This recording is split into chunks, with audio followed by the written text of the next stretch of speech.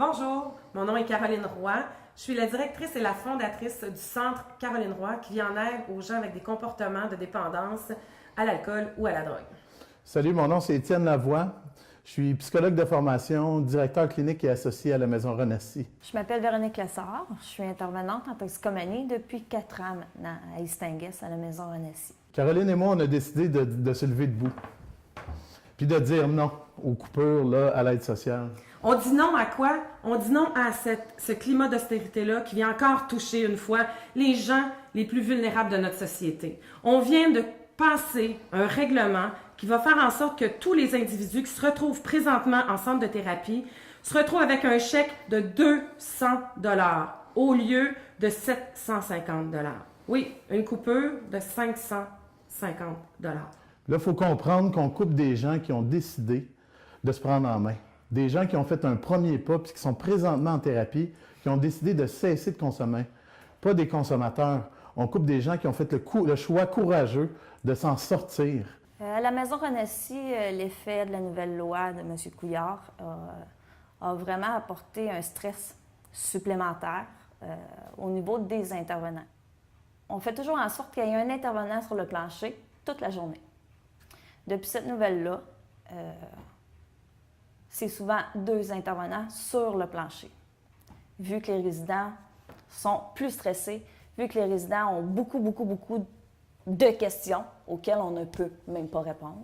Cet impact-là, oui, touche l'individu qui a pris son courage à 2 mains pour rentrer en thérapie, mais ça vient aussi toucher tous les centres de thérapie. Sur 70 centres de thérapie, 40 sont en précarité présentement et vont peut-être fermer leurs portes.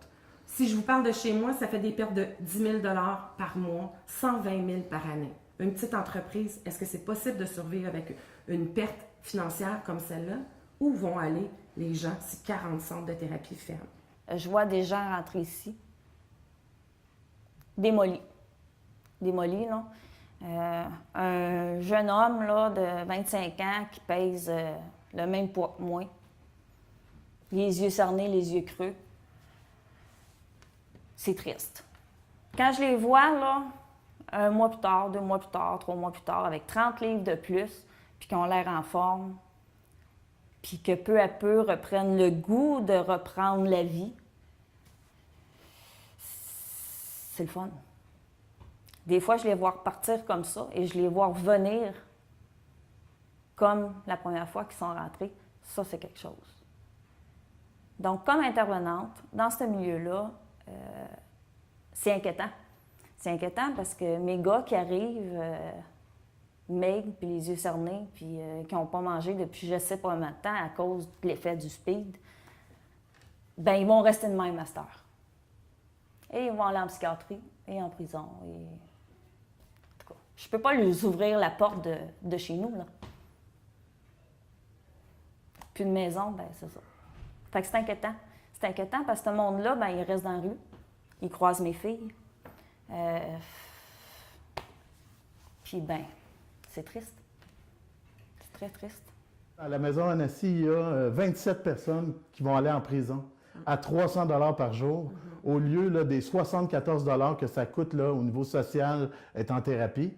Puis il y en a une partie, au moins 3 ici présentement, qui vont devoir être hospitalisés à 1 500 $ par jour. C'est ce que tu es en train de me dire, là, c'est que l'économie qu'ils nous disent de 6 millions à 15 millions que le gouvernement va faire, ça va être au niveau du ministère de l'Emploi et de la Solidarité.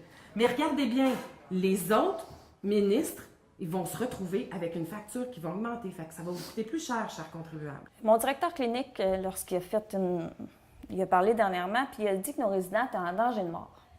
Ça a l'air gros comme ça, hein? Ça l'est pas.